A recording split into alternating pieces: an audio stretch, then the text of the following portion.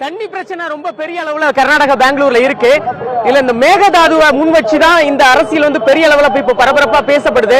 மத்தியில காங்கிரஸ் ஆட்சி அமைந்தா மேகதாது அணைக்கட்ட அனுமதி கொடுப்போம், பாஜக கொடுக்காது அப்படின்னு ஒரு பக்கம் காங்கிரஸ் சொல்லுது.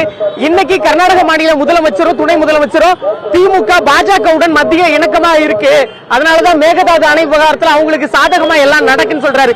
நம்ம பாஜகவுடைய நிலைப்பாடு என்ன? தமிழக பாஜக இந்த மேகதாது அணை விவகாரத்துல உங்களுடைய கருத்து தான் எல்லாரும் எதிர்பார்க்காங்க, நீங்க என்ன சொல்றீங்கன்னு?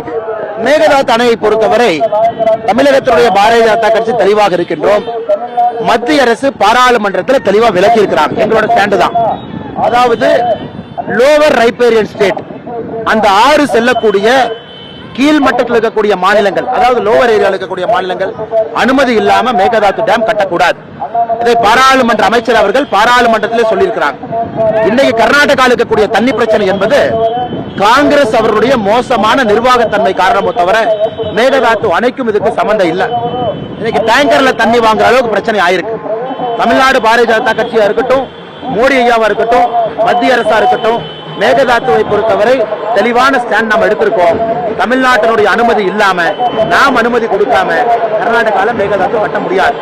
இதை அரசியல் தொடர்ந்து செய்து கொண்டிருப்பது டி.கே. சிவகுமாரும் காங்கிரஸ்.